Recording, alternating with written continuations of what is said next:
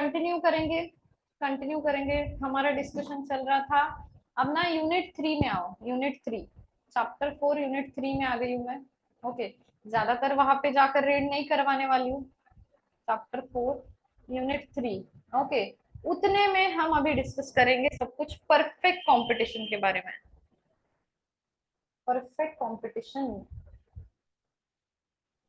मुझे बोलो, perfect competition में large number of sellers, large number of buyers होते हैं ना।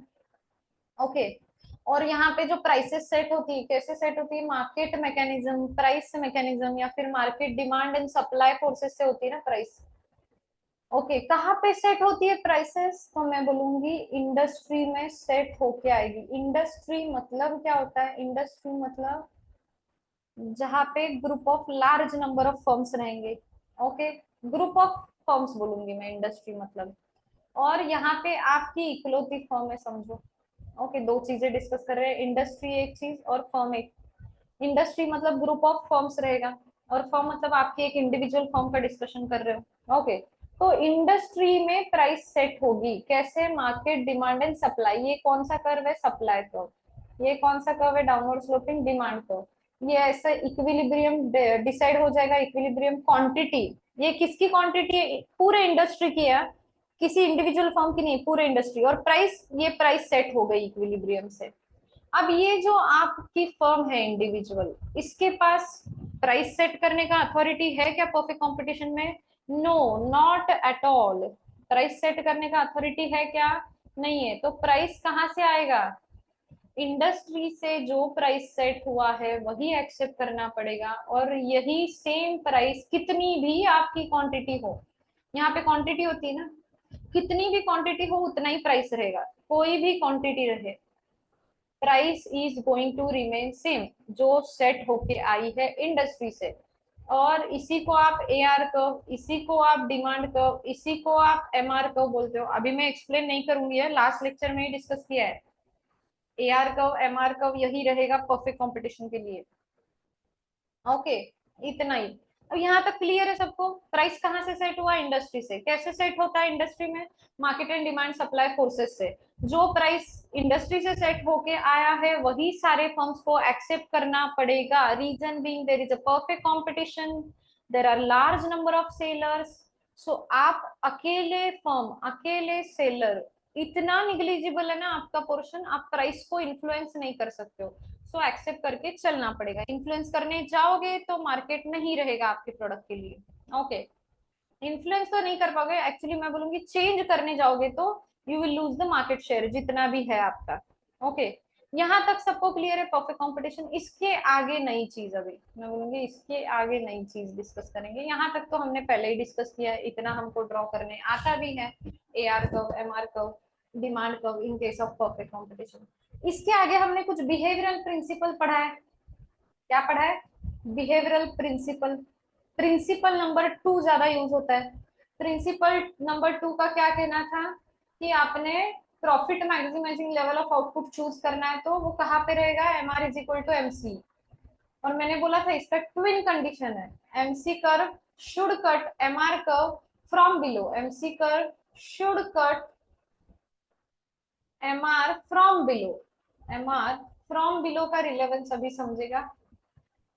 मुझे बोलो, हमने ना चैप्टर 3 में पढ़ के रखा है एमसी कर्व कैसा होता है। एमसी कर्व यू शेप का होता है, ऐसे ड्रॉ करो तो चलेगा। और आप एमसी कर्व क्यों इंट्रोड्यूस कर रहे हो? तो आपको क्वांटिटी सेट करनी है, आउटपुट सेट करना है। कहाँ पे सेट करते हैं output? When M are is equal to MC. इसीलिए एमसी कर्व इंट्रोड्यूस किया है। एम आर कर्व तो ऑलरेडी है, एम आर कर्व तो ऑलरेडी है। अब देखो यहाँ पे आपका M R is equal to MC है, इंटरसेक्शन हो रहा है ना। और यहाँ पे भी आपका M R is equal to M सी है, दोनों है ना सेम ही जगह पे। Okay, M are is equal to M C. अब प्रॉब्लम क्या है? ट्विन कंडीशन जो बोल रही थी ना, अभी इसका इंपॉर्टेंस आ गया है। M C should cut M R curve from below. M C curve ने उसको फ्रॉम बिलो कट करना चाहिए, वो वाला पॉइंट चूज करो। दो जगह पे आउटपुट कैसे सेट कर सकते हो? प्रॉब्लम क्या हो जाएगा? यहाँ पे अगर आउटपुट सेट करते हो, फॉर एग्जाम्पल ए, यहाँ पे आउटपुट सेट करते हो, तो मैं बोलूंगी आप आगे का सारा प्रॉफिट लूज कर दोगे। कैसे? फॉर एग्जाम्पल ये बी, बी समझो क्वांटिटी, ये बी क्वांटिटी पे आपका एमसी यहाँ पे, बी क्वांटिटी पे आपका एमआर इतना है, जहां पे आपका प्राइस है उतना।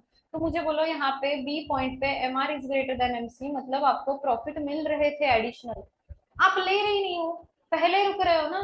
पहले रुक जाओगे तो आप वो प्रॉफिट एंजॉय ही नहीं कर रहे हो, इसीलिए इन्होंने ना सिर्फ MR is equal to MC नहीं, तो आगे की ट्विन कंडीशन अटैच कर दी, एमसी शुड कट एमआर का फ्रॉम बिलो। ये वाला पॉइंट चूज करना चाहिए। पहले का चूज कर लोगे तो आप आउटपुट गलत जगह पे सेट कर रहे हो। आई होप इट इज क्लियर है। अभी फिर से नहीं डिस्कस करूंगी, थोड़ा सा इरेज कर देती हूँ। क्वांटिटी कहाँ पे सेट करनी है समझा? क्वांटिटी कहाँ पे, when M are is equal to M C, और साथ में दूसरी कंडीशन हमारी क्या है, दूसरी कंडीशन क्या है, M C curve should cut M R curve from below, नीचे से आकर कट करना चाहिए, वो यहाँ पे ही कर रहा है। तो आपने ये क्वांटिटी कर दी सेट। ओके, ये क्वांटिटी सेट करने के लिए ही प्रिंसिपल था, प्राइस तो खुद से सेट होके आया इंडस्ट्री से। यहाँ तक का सेम रहेगा, यहाँ तक का सेम रहेगा। अभी आगे का डिस्कशन क्या रहेगा, आगे का डिस्कशन ये रहेगा कि आपका जो परफेक्ट कंपटीशन है, आपका जो परफेक्ट कंपटीशन है उसमें शॉर्ट रन में क्या क्या पॉसिबल है, शॉर्ट रन में क्या क्या पॉसिबल है, क्या क्या पॉसिबल मतलब लॉसेस हो सकते हैं क्या, प्रॉफिट हो सकते हैं क्या, प्रॉफिट में फिर नॉर्मल प्रॉफिट होंगे या सुपर नॉर्मल प्रॉफिट होंगे।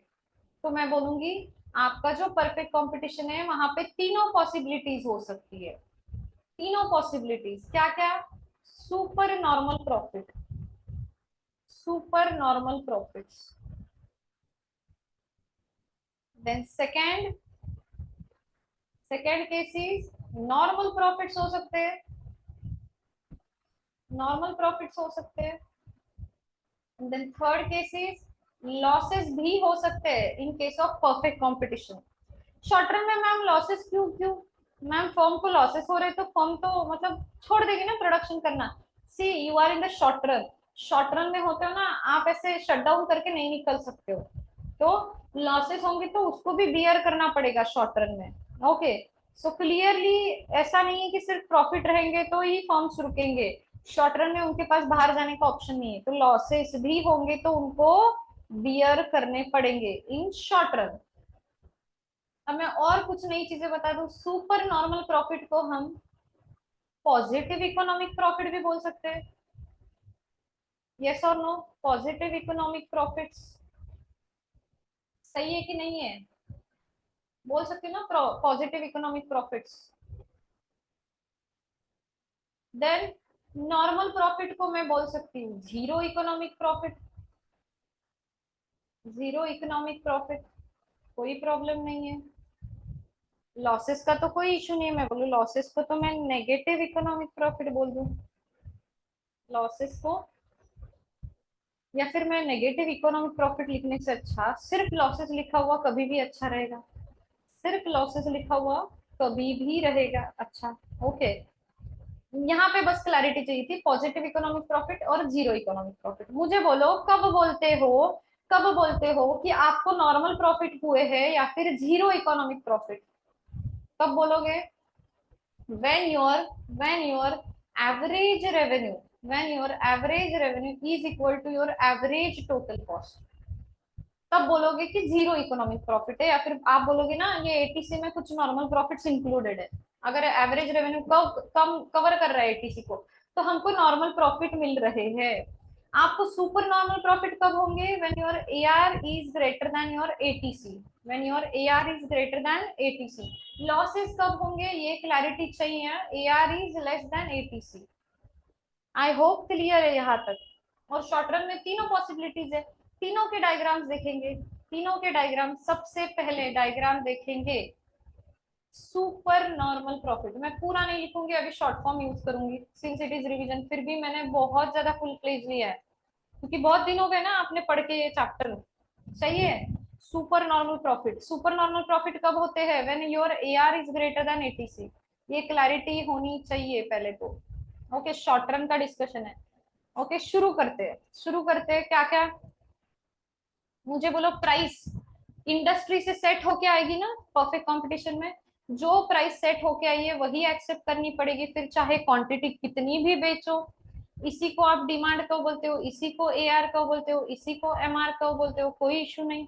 इसके आगे मैंने इंट्रोड्यूस किया एमसी कर्व। क्यों इंट्रोड्यूस किया? मुझे क्वांटिटी सेट करनी है। क्वांटिटी कहाँ पे सेट करते हो? जहां पे आपका M R is equal to MC होता है, profit maximising level of output. और ट्विन कंडीशन क्या थी कि MC curve should cut M R curve from below. आपने सेट की क्वांटिटी, क्वांटिटी सेट की। इसके आगे क्या करना होता है मैम? इसके आगे यहाँ तक तो अभी थोड़ा मतलब थोड़े टाइम पहले ही पढ़ाया आपने हमको, क्वांटिटी सेट करने तक हमको कोई इशू नहीं। अब इसके आगे मुझे बोलो, आपके पास ए आर कर्व है, एटीसी कर्व है क्या? सुपर नॉर्मल प्रॉफिट शो करने, एटीसी कर्व है नहीं। इंट्रोड्यूस करो। कैसे इंट्रोड्यूस करना है कि आपका ए आर ग्रेटर दिखे।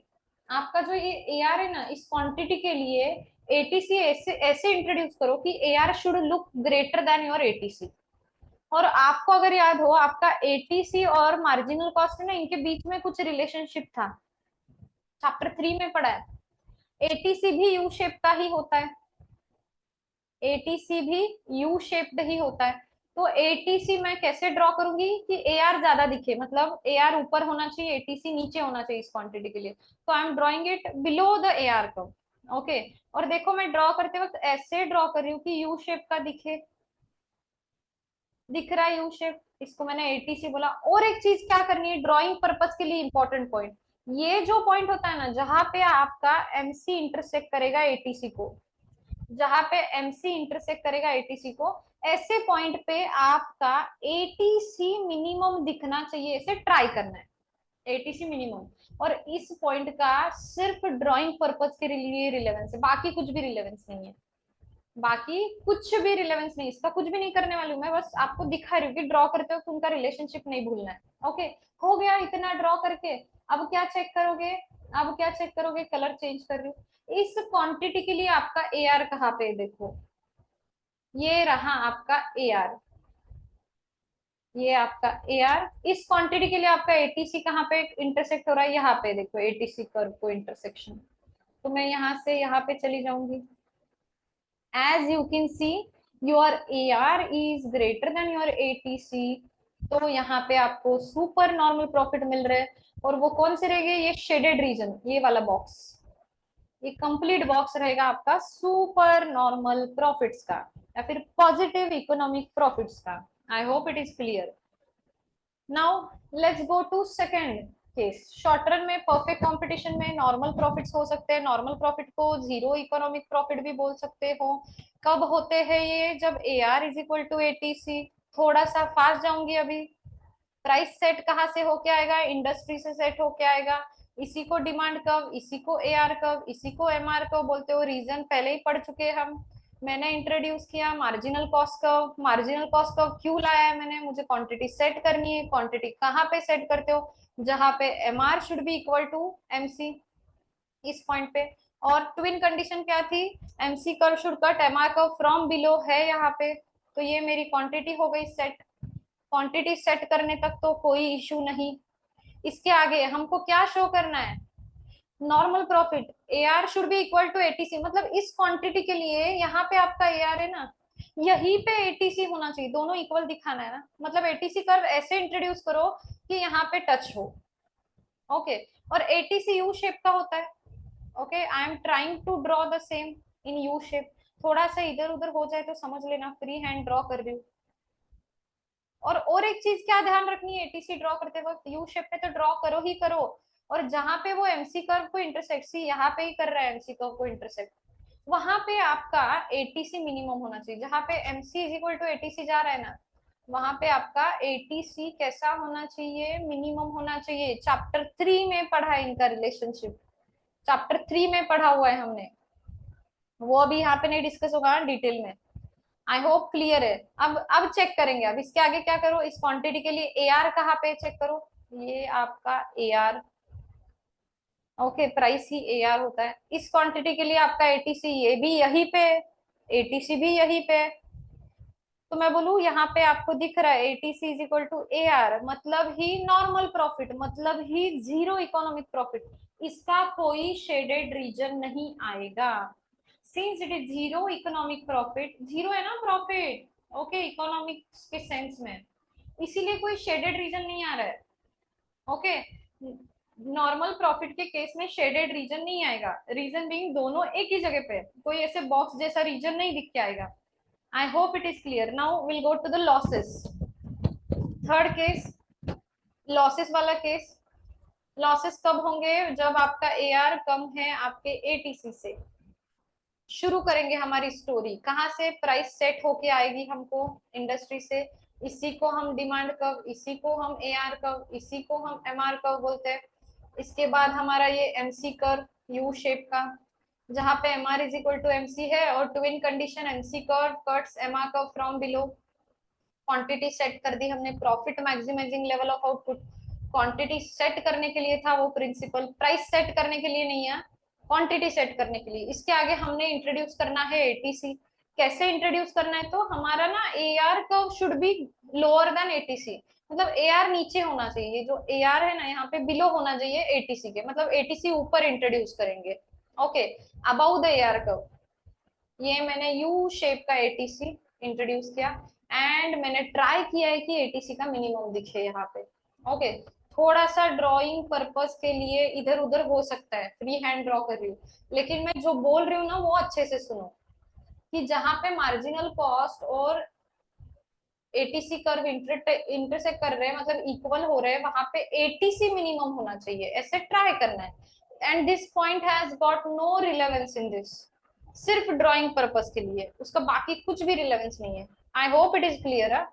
अब ये क्वांटिटी के लिए चेक करो, एआर कहाँ पे? ये आपका एआर, आपका एआर यहाँ पे। इस क्वांटिटी के लिए आपका एटीसी थोड़ा ऊपर जाना पड़ेगा, यहाँ पे एटीसी करो, यहाँ पे। ओके, ये आपका एटीसी आ गया। तो मुझे बोलो क्या ज्यादा है?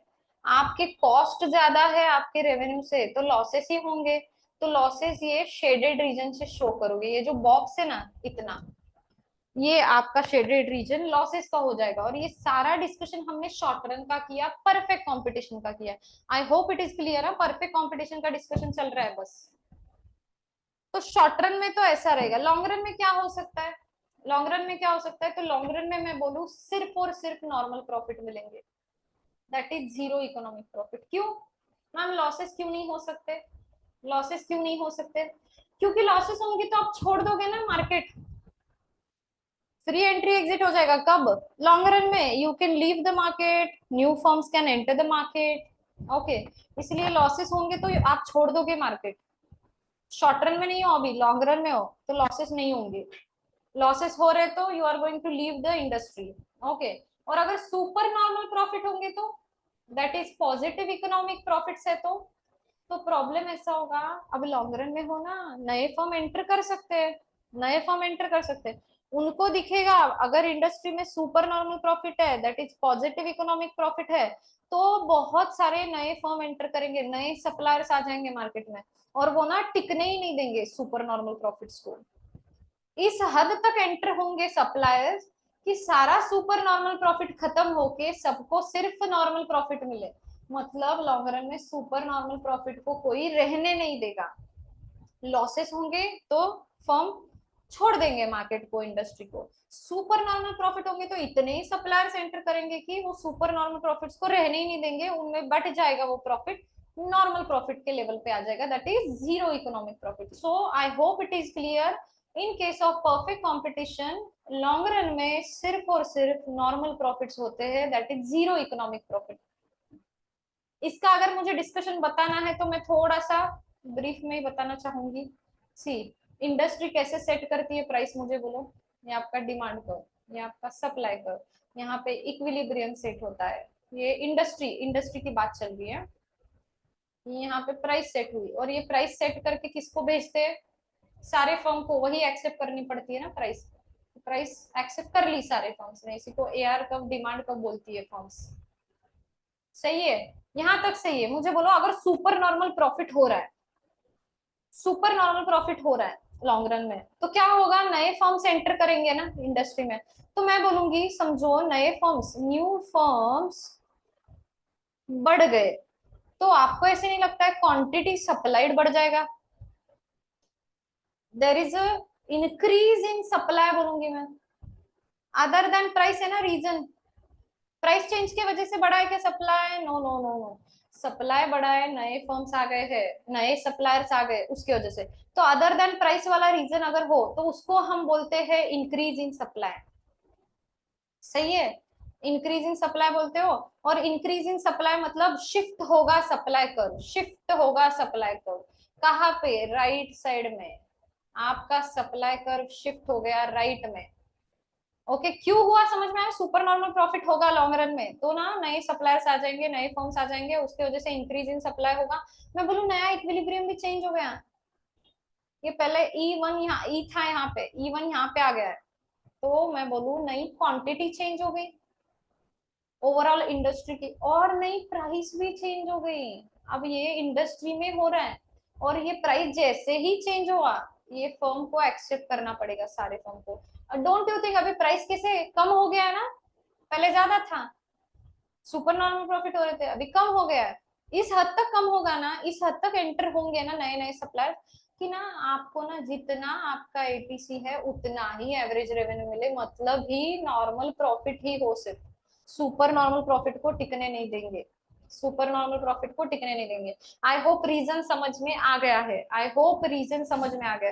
तो मुझे बोलो, सिर्फ नॉर्मल प्रॉफिट का तो डायग्राम हमको आता है, अभी तो देखा ना, बस हम लॉन्ग रन बोलने वाले हैं अभी इसको। जीरो इकोनॉमिक प्रॉफिट बोलूंगी मैं इसको। इंडस्ट्री से प्राइस मिलेगा, ले लिया, इसी को आप डिमांड कर्व, इसी को आप एआर कर्व, इसी को एमआर कर्व, फिर आप इंट्रोड्यूस करोगे मार्जिनल कॉस्ट कर्व, फिर आप यहाँ पे क्वांटिटी सेट करते हो, बिहेवियरल प्रिंसिपल नंबर 2 यूज कर, M are is equal to MC, और MC curve should cut MR curve from below. Quantity set हो गई, इसके बाद क्या होता है आगे? एटीसी इंट्रोड्यूस कैसे करोगे? यहाँ पे नॉर्मल प्रॉफिट शो करना है, मतलब A R should be equal to ATC, मतलब यहाँ पे ए आर है ना, यहाँ पे एटीसी होना चाहिए इस क्वांटिटी के लिए, तो यू शेप में एटीसी इंट्रोड्यूस करो, ऐसे करो, ऐसे करो कि यू शेप में भी दिखे, और जहां पे एमसी कर्व को कट करे वहां पे एटीसी मिनिमम होना चाहिए। मतलब ये जो क्वांटिटी सेट हुई है वो एटीसी के मिनिमम पर सेट हुई है, डोंट यू थिंक? मतलब आपने profit maximising level of output set किया, M are is equal to MC use करके, और वहीं पे आपका एटीसी मिनिमम भी आ गया, वहीं पे आपका एटीसी मिनिमम। तो इसीलिए बोला जाता है जो परफेक्ट कंपटीशन मार्केट है ना आपका, perfect competition, optimum utilization of resources, optimum utilization of resources हुआ है, या फिर ऑप्टिमम एलोकेशन भी बोलते हैं कभी कभी ऑफ रिसोर्सेस, या फिर efficient utilization of resources, efficient allocation of resources. क्यों बोला जाता है? तो फुल कैपेसिटी पे काम कर रहे हो, लीस्ट कॉस्ट अचीव कर ली, लीस्ट कॉस्ट एटीसी मिनिमम है, वहीं पे profit maximising level of output, वहीं पे least cost combination, win win situation है ये तो। ओके, मतलब फुल कैपेसिटी पे काम कर रहे हो, कुछ ऐसे एक्सेस कैपेसिटी बचा हुआ है ऐसा कुछ नहीं है। तो सबसे बेस्ट रहेगा परफेक्ट कंपटीशन का लॉन्ग रन, सबसे बेस्ट। लीस्ट कॉस्ट कॉम्बिनेशन भी अचीव हो रहा है, और आपका profit maximization level of output जो सेट कर रहे हो ना वहीं पे। ओके, अब ना थोड़ा सा यहाँ पे रीड आउट करेंगे क्विकली।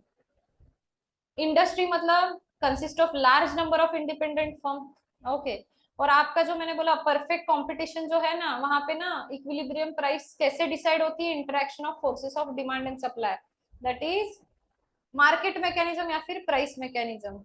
ओके, और यहाँ पे जैसे बोला फर्म्स कैसे होते हैं? प्राइस टेकर्स होते हैं। So firm cannot influence the price, individual capacity. So they have to accept the price determined through the interaction of total demand and supply. जो भी डिमांड एंड सप्लाई फोर्सेस से मिली है price वही लेनी पड़ेगी, वही डिमांड का, वही एआर का, वही एमआर का। P line act as a demand curve बोला है। डिमांड कर्व कैसा है?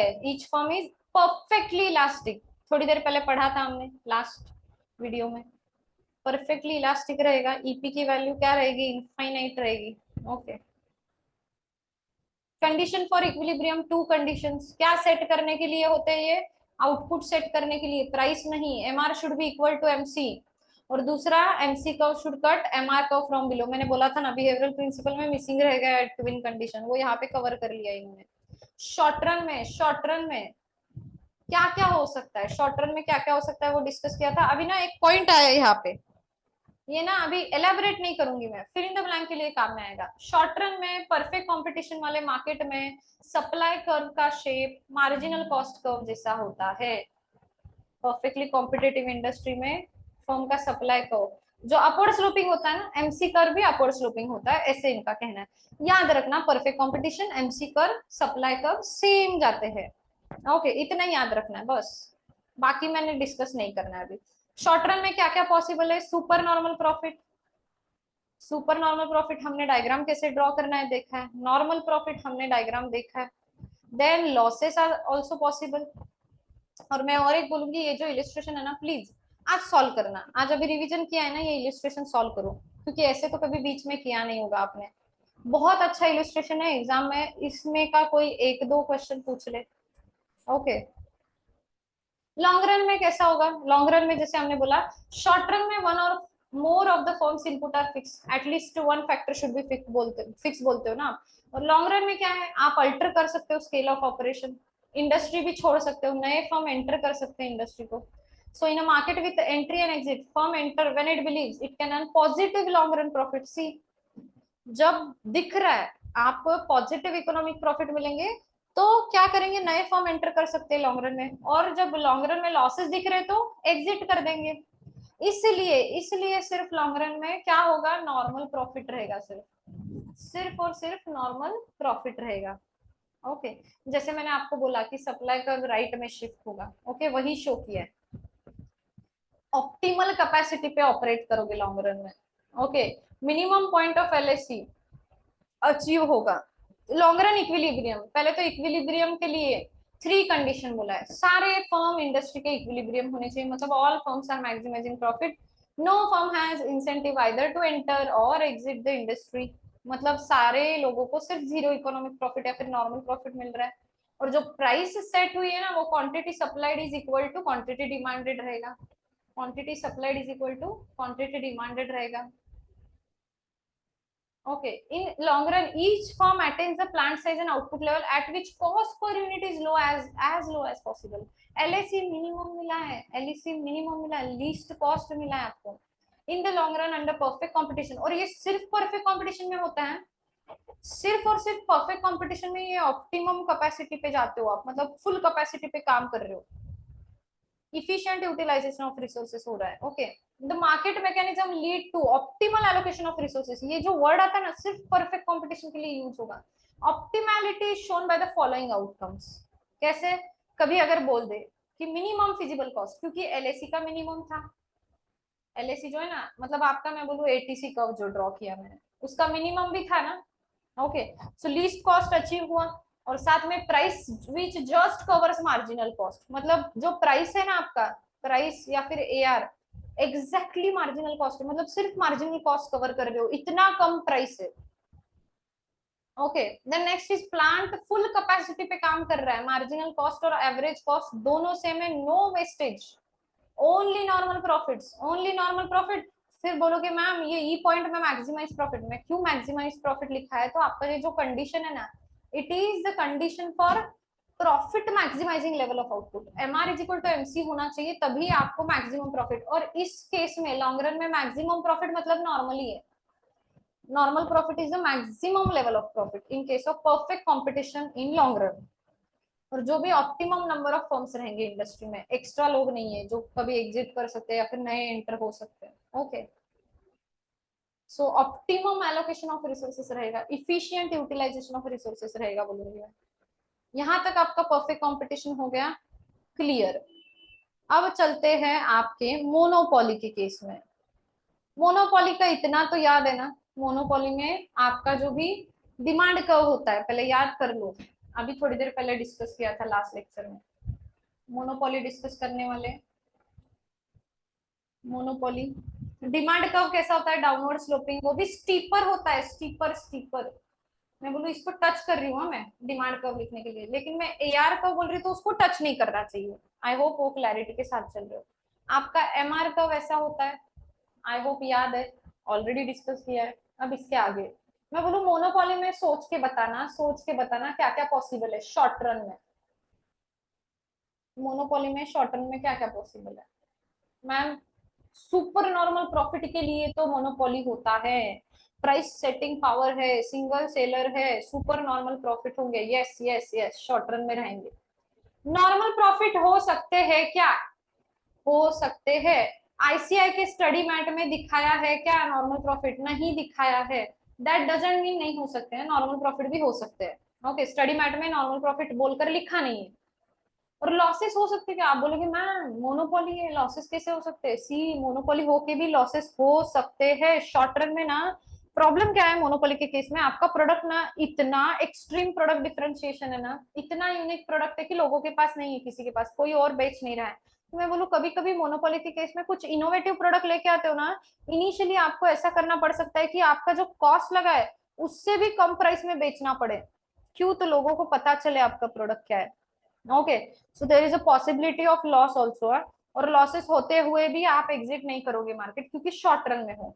सो लॉसेस भी पॉसिबल है, ये वाला पॉइंट भूल जाते हैं सब लोग। सिर्फ मोनोपोली बोला कि हाँ प्राइस सेटिंग कैपेसिटी है तो सिर्फ सुपर नॉर्मल प्रॉफिट होगा, नो नो नो, लॉसेस भी पॉसिबल है। और मुझे बोलो सुपर नॉर्मल प्रॉफिट पॉसिबल है, लॉसेस तो बीच का केस तो पॉसिबल होगा ही होगा ना। लेकिन इंस्टीट्यूट में नहीं लिखा है, कहीं पे ऐसे खास उसका डायग्राम नहीं दिखा है।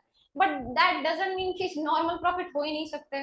ओके, सो हम लोग डायग्राम अभी ड्रॉ नहीं करेंगे नॉर्मल प्रॉफिट की, बस एक क्लैरिटी दी आपको कि नॉर्मल प्रॉफिट भी हो सकते हैं। हम सबसे पहले ड्रॉ करेंगे सुपर नॉर्मल प्रॉफिट। कब होते हैं super normal profit? When your AR is greater than ATC, वही शो करना है। हाँ मुझे बोलो ये एमआर कर्व एआर कर्व यहाँ तक तो कोई इशू नहीं था, अब नया कौन सा कर्व इंट्रोड्यूस करना है? एमसी कर्व, यू शेप वाला। क्यों इंट्रोड्यूस कर रहे हो? तो हमको M are is equal to MC चाहिए। किस लिए चाहिए? क्वांटिटी सेट करने के लिए चाहिए। क्वांटिटी सेट करने के लिए क्या चाहिए? M R equal to MC. Okay, अब यहाँ पे प्रॉब्लम क्या है? हमको ए आर और एटीसी चेक करना है।